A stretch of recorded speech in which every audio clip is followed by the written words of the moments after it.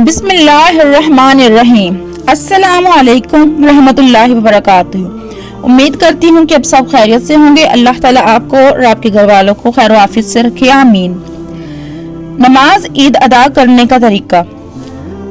عید کی نماز پڑھنے کا طریقہ سمجھا دیں، کیونکہ یہ جو نماز ہے یہ سال کے بعد پڑھی جاتی ہے، اور اس نماز کو پڑھنے کا جو طریقہ ہے وہ باقی نمازوں سے کافی الگ ہے۔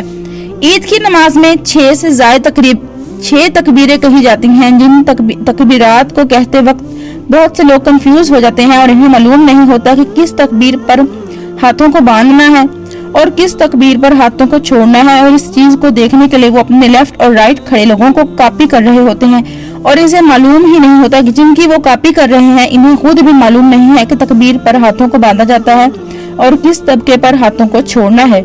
وہ اسے دیکھ کر کاپی کر رہے ہوتے ہیں اور وہ ان کو دیکھ کر کاپی کر رہا ہوتا ہے۔ تو اس طریقے سے نماز اور باقی نمازوں میں بہت زیادہ فرق ہے۔ ایک فرق یہ ہے، جس طرح باقی نمازوں میں پہلے اذان کہی جاتی ہے، یعنی فجر کی نماز ہو، ظہر کی، عصر کی، مغرب کی یا جمعۃ المبارک کی اذان ہو، ان تمام نمازوں سے پہلے جو اذان کہنا ضروری ہے اذان کہی جاتی ہے، لیکن عید کی نماز میں یہ فرق ہے کہ اس کے لیے اذان نہیں دی جاتی۔ ایک تو ہے یہ دوسرا فرق، جس طرح باقی نمازوں کی جماعت کے لیے جماعت سے پہلے اقامت کہی جاتی ہے اور اقامت پڑھی جاتی ہے، ظہر کی اور مغرب کی ہو یا عشاء یا فجر کی۔ جب جماعت ہوتی ہے تو پہلے اقامت پڑھی جاتی ہے، لیکن عید کی نماز کے لیے اقامت بھی نہیں پڑھی جاتی۔ دوسرا فرق تو یہ ہو گیا۔ تیسرا فرق یہ ہے کہ جس طرح ہم جمعہ کی نماز ادا کرتے ہیں تو جمعہ کی نماز ادا کرنے سے پہلے امام صاحب خطبہ ارشاد فرماتے ہیں، پہلے خطبہ پڑھا جاتا ہے، اس کے بعد جو ہے پھر جمعہ کی نماز ادا کی جاتی ہے۔ لیکن عید کی نماز میں یہ فرق ہے کہ نماز پہلے پڑھی جاتی ہے اور خطبہ جو ہے ہم بعد میں، جو امام صاحب ہیں وہ بعد میں پڑھایا جاتا ہے۔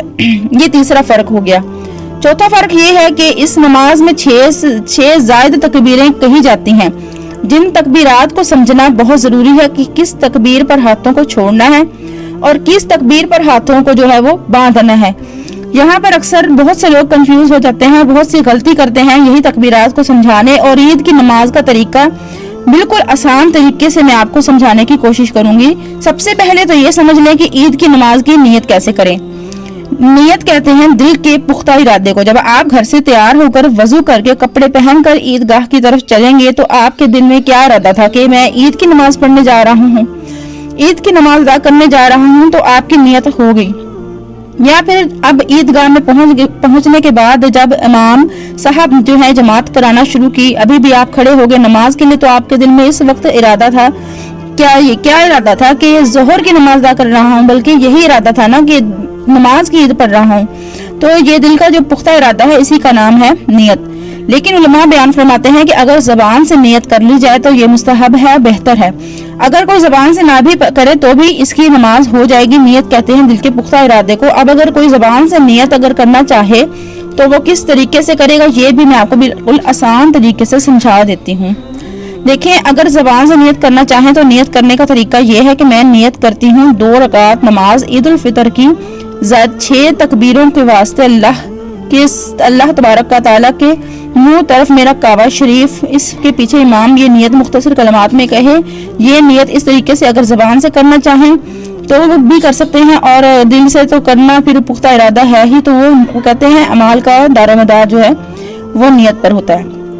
امام صاحب نماز شروع ہو گئی۔ امام صاحب نے ہاتھوں کو کانوں تک بلند کیا اور اللہ اکبر کہتے ہوئے ہاتھوں کو باندھ دیا۔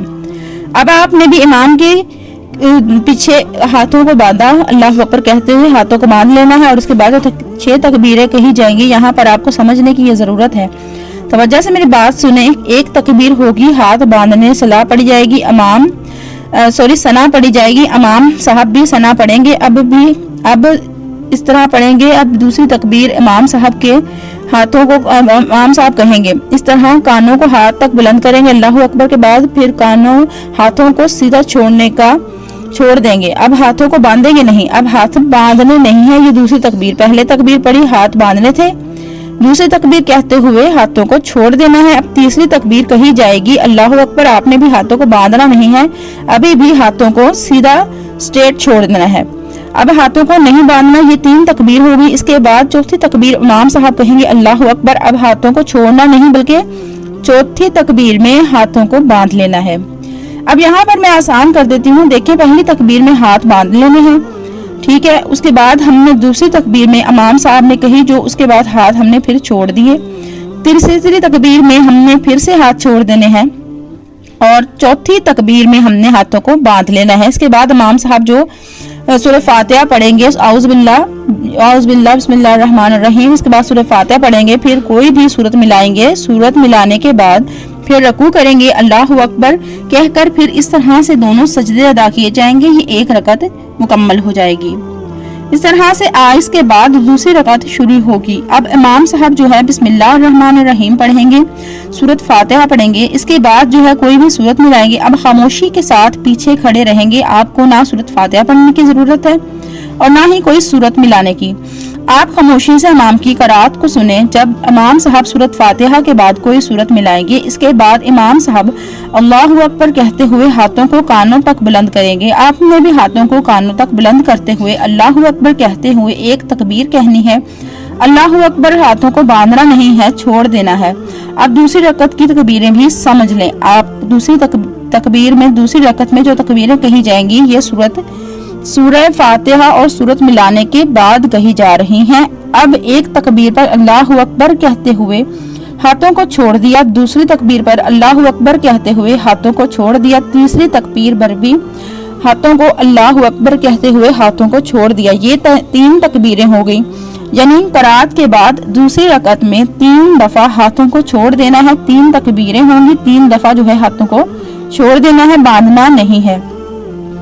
अल्लाहु अकबर हाथों को छोड़ दिया, अल्लाहु अकबर कहते हुए हाथों को छोड़ दिया, अल्लाहु अकबर कहते हुए हाथों को छोड़ दिया। ये 3 तकबीर हो गई। अब चौथी मर्तबा इमाम साहब अल्लाहु अकबर कहेंगे। अब ना हाथों को कानों तक बुलंद करना है और ना ही हाथों को जो है छोड़ना है, बल्कि जैसे हम खड़े हैं अल्लाहु अकबर कहेंगे तो सीधे खड़े रहेंगे, वहीं पर जो है रुकू में चले जाएंगे। ये 4 तकबीरें हैं।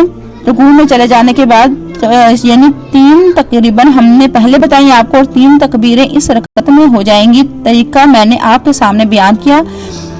इसके बाद फिर रुकू होगा, रुकू के बाद जो है सजदा, इसके बाद जो है कायदा भी बैठेंगे, अतहियात पढ़ेंगे, दुरूद शरीफ पढ़ेंगे। जिस तरह बाकी नमाजें जो हम पढ़ते हैं इसी तरह नमाज को मुकम्मल करेंगे। उसके बाद ईद की नमाज पढ़ने का तरीका, इसके बाद फिर इमाम साहब जो खुतबा इरशाद फरमाएंगे, खुतबे के बाद फिर दुआ की जाएगी। ये ईद नमाज पढ़ने का मैंने बिल्कुल आसान लफ्जों में जो है तरीका बता दिया है आपको, ठीक है, कि किस तकबीर पर हाथ छोड़ना है, किस तकबीर पर हाथ बांधने हैं। दूसरी तकबीर क़राअत के बाद हम उसकी मैंने बिल्कुल आसान लफ्ज़ में आपको समझाने की कोशिश की है। उम्मीद करती हूँ कि आपको मेरी बात समझ में आ गई होगी। दुआ है अल्लाह रब्बुल इज़्ज़त हम सबको दीन की बात समझने और समझकर दूसरों तक पहुँचाने की तौफीक अता फरमाए। अस्सलामु अलैकुम।